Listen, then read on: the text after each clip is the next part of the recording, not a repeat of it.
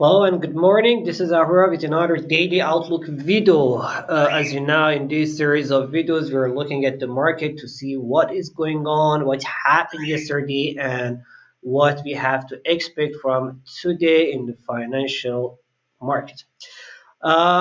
So far, you know what happened. Yesterday, the market was amazing and it was so volatile as we yesterday as I talked as I explained yesterday that this week we're gonna have the volatile week and you know that the worst day in SP 500 happened yesterday. Here we go to chart. It was the worst day since free fall in the pandemic. Just like since free fall in the pandemic, we didn't have such a big fall in SP 500. S&P 500 fall, and interesting is that it closed finally in the cash market. It closed higher even. So I mean, all the leading indices, S&P 500, Nasdaq, and Dow Jones, all of them they fall and they could recover all they lost and close higher. There are several reasons for that. First of all, we are getting closer to the Federal Reserve meeting, and it is going to start from today. And tomorrow we will have the Fed announcement and Mr. Powell's uh, speech. However, the thing is that market, as I told yesterday, market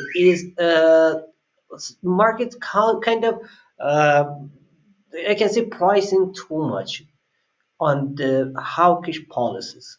This pricing too much on the hawkish policies was the reason of this return, and I think this return going to continue from here for short time before we have a little bit another correction and go straight forward in March.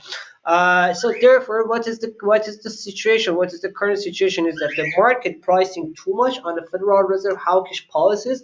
This caused a free fall, and we had too much hunter that they hunted the price in a very deep. Just look at the price of the SP 500, 4,200. After we were trying, it was look at it was trading at 4,800, more than 4,820, and now they could buy it at 4,200. Why not? So many people, so many investors, so many traders, they hunted the price, they got the price, they bought in a dip. Therefore, the reason we can see the price is increasing. We have too much saved money in the houses, and we have too many people that they believe that they are behind of the market. They lost the market. They lost opportunities. Here we go. There is opportunity, and the people they bought, and it was the reason to see this return. Yeah, we have very. You look at this week's chart. We have very concerns issues here. We have very issues that they create a concerns. And I'm sorry for the voice of my son. He is singing there for himself. It's early morning here in Europe, so that's the reason. So he just woke up and trying to say hi. So if there is any noise in the background, I'm sorry for that. Therefore, what we're talking about, the risk in the market decrease a little bit. You know what we know is that what we are talking about, it was geopolitical risks in the market. Geopolitical risk in the market has been increasing, especially with ongoing concerns between the Russian and the Ukrainian, and what happened around there. The NATO sent the stocks, sent the, some equipments there for just like defense equipments, they call it, whatever they call it, the defense equipments or attack equipments, what it is. This equipment, that's the equipments and the weapons that the NATO sent there, increased the risk in the market. American told their citizen to get out from there. Japanese told their citizen get out from there, same as the UK. But a little bit decreased when the European Union talked with the Russian and told them, you know what, it is better to go sit and talk and we can solve it. And we don't have any reason to take our citizen out from Ukraine. So the market is a little bit concerned, a little bit decreased, while this like getting into a new war right now a little bit is a kind of I don't know it is far than expectations or not, but market risk is decreased. Another reason that the market risk is decreased, you know, with all these free falls in the market, look at this, with all this free fall in the market in the last days, we should know that so far we had 65 reports, earnings reports, and 77% of them they are positive. Why we should forget about them? 70, yeah, we had like a little bit. We had some banking stocks were not as good as we were expecting the reports. But generally, the 77% of reports they were better than expected. So what we need, what we have to do, what else we want? 77% is a great number. Yes, maybe not, but still, we have this few, just with the few companies, and the main companies, the main stocks, going to start from this stage. As IBM yesterday started with the great report. IBM yesterday started with the great report, and today we're gonna have our stock. Today we're gonna I have. think we have Oh, oh, sorry, I was talking just like the video of the Biden's video came up on my system. You know what happened yesterday? Biden told that yesterday, yeah, last night, the Biden's in his press conference, he called the Fox News reporter. He called him the stupid son of a bitch. So I'm so sorry. That I'm sorry for the word, but this is what the Mr. President told, and nice words hearing from the Mr. President, stupid son of the bitch. Come on, man, just like it is really okay. Whatever it is, and we saw that. So yeah, about the earning, it's not. I mean, this video is not about that. We can talk about that in other video. That how the Mr. Biden is using this such nice words, and he can forget even after a few seconds what he told. He can't remember it. But I think it's hard for him to remember his name. Whatever. Okay. So IBM yesterday, as I told, could beat the stock, could beat the expectations and more, much more than expectations at 3.3 with $3.35 for the EPS and $16.78 billion income. We had too many other companies and most of them they were better than expected. And today we're gonna have the Microsoft, we're gonna have Jason and Jason, and we're gonna have Verizon. Look at my Microsoft article on the website. Down under this video, you can find the link. The Microsoft the Microsoft report was the Microsoft report was should be very important. I think it's going to beat the market. In the last 5 years, it was beating the market always. So I don't think that it's this one, especially now with while they got with buying this. What was the gaming company? I forget the name. With buying that, they became the third biggest gaming company as well. After while they are the second biggest informatic company for like not informatic, just like accessories, computer accessories companies. What exactly? Just like I don't know exactly what the word to use it. Anyway, this is what you know. That's the situation right now about the earning reports.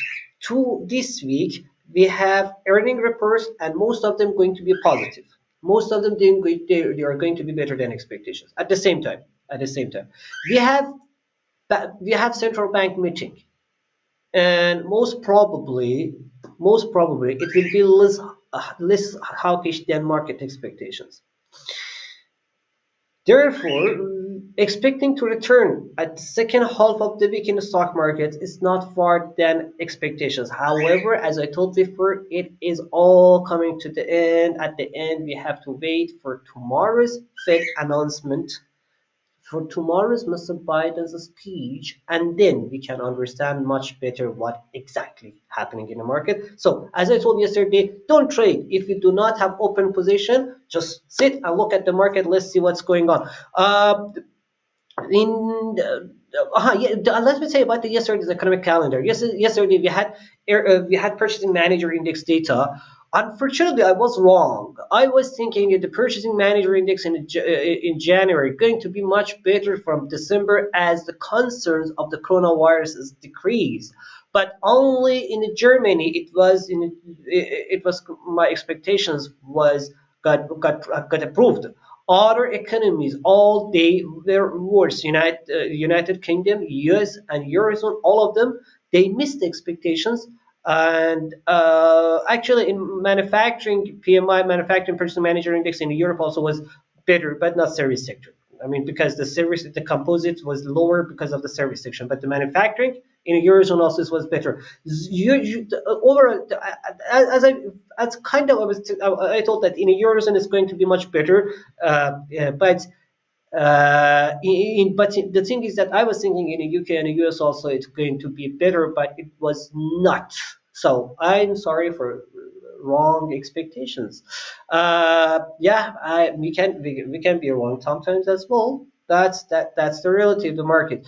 So the yesterday manufacturing purchasing manager index, the total purchasing manager index, they were much lower than expectations. But today we started the day with the GDP from GDP from South Korea. It was amazing, much better than expected at 4.1% in the fourth quarter of 2021, while the market was expecting 3.7%.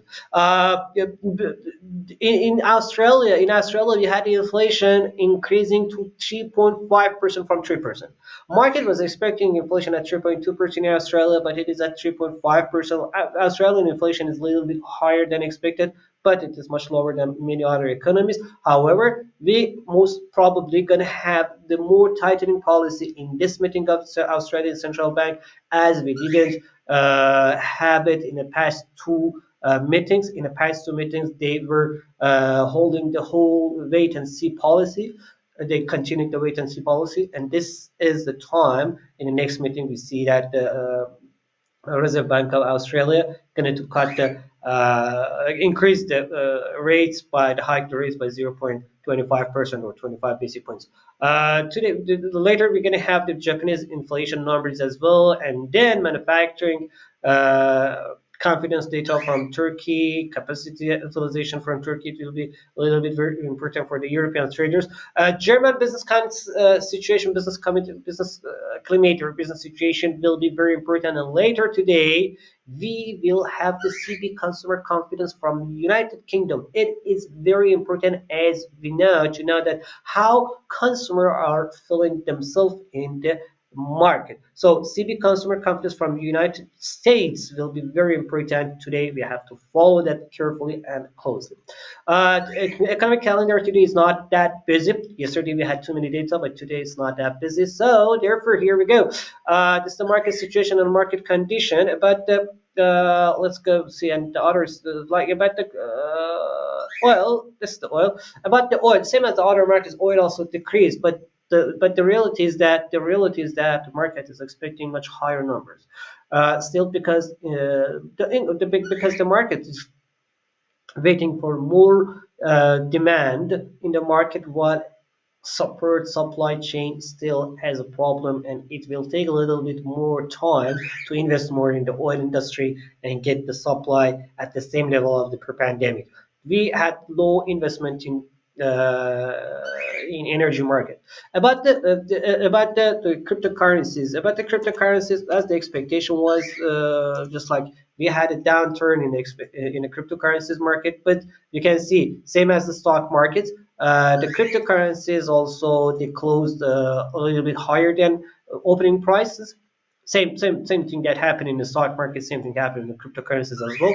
So this fall and this fall and the return was the same. But as of today and tomorrow, still today and tomorrow, still while we have the Federal Reserve meeting, we're gonna have more volatile market. I don't think that it's going to be a nice idea to trade for today and tomorrow. It's much better to stay and wait. About the news